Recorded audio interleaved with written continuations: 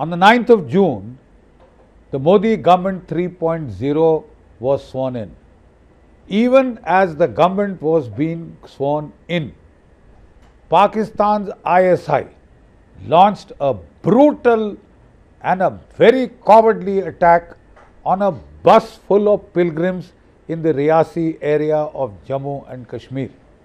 Let us not forget that for the past 3 to 4 years, Pakistan has found an opening south of the Pir Panjals in the Rajouri, Poonch, Riasi areas, because from here the uniform force was removed, was taken away and sent to Ladakh against the Chinese. So the Pakistani ISI has felt that the troop density in this area has been diluted somewhat, and they are trying to take advantage of that dilution of troop density in this particular area by trying to revive terrorism south of the Pir Panjals. Just last year, they had carried out 3 major attacks in the Rajouri Poonch area, and in the first one 5 were killed, in the second one another 5 were killed, and in the last one that happened in December last year, 4 personnel lost their lives, were martyred. So the fact is that Pakistan's ISI, as per a very deliberate strategy and a pattern of trying to revive terrorism in what is called their K2 plan. K2 stands for Khalistan and Kashmir. They have been trying to revive terrorism both in J&K as well as in the Punjab, trying to destabilize a very vital province of India apart from Jammu and Kashmir. Now, I don't think any government in Delhi can countenance this. In the time of General Bajwa had pleaded, he had realized that there were severe shortcomings in his tank fleet. He had realized that there was severe dearth of ammunition in the Pakistan army, and it wouldn't have been very good for them had they gotten into a overt conflict with India. So he had requested for a ceasefire. Don't forget that at that time he was very cleverly involved in trying to destabilize Afghanistan, and he knew that the Americans were going to withdraw, and he wanted to add strategic depth in Afghanistan. So he asked for a ceasefire and we gave it to him. I suppose the thinking in the Indian side was that we also needed to focus now a bit very exclusively on China, and therefore one of our strike corps was taken from the plain section where it was deployed against Pakistan. It has been moved forward to Ladakh.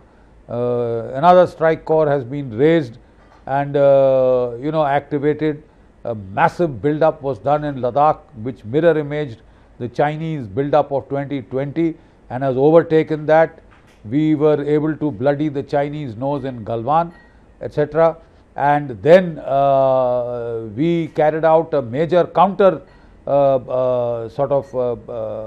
infiltration kind of an operation, and in the area of Chishul, Demchok, in the area of the Rezangla ridge, we captured the high ground that we had in 1962, which overlooks directly the regimental headquarters of a Chinese brigade, and that shook the Chinese up and showed them that two can play this game.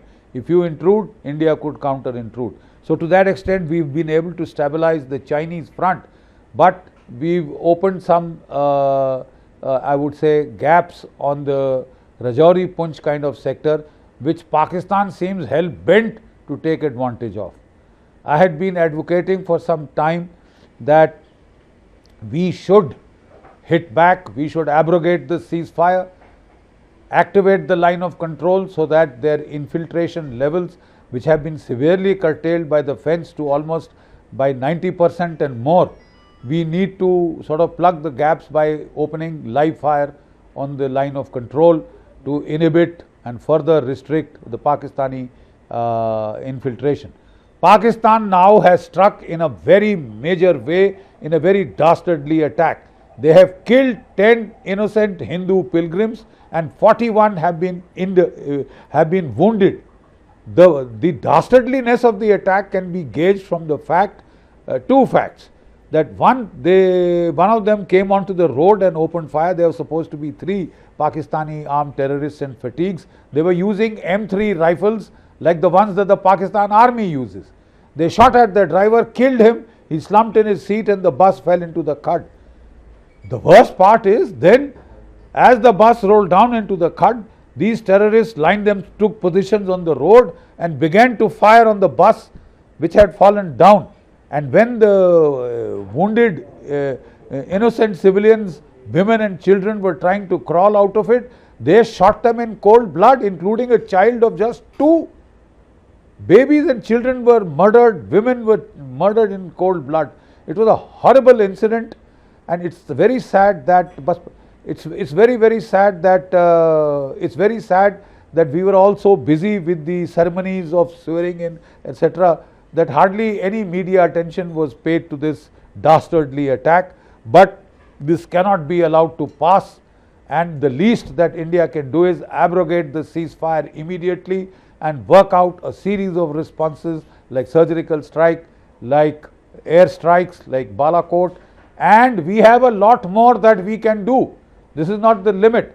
We should not confine our actions to one side of the border in a reactive defensive format. We should hit out across the border and raise costs and consequences for Pakistan. That alone deters, that alone works. We had all thought that Pakistan was in serious economic distress. Pakistan was in economic meltdown condition, and it would look inwards, focus inwards. This attack is a direct challenge to the new Modi government 3.0, and I am certain there will be a response that will be befitting. Thank you.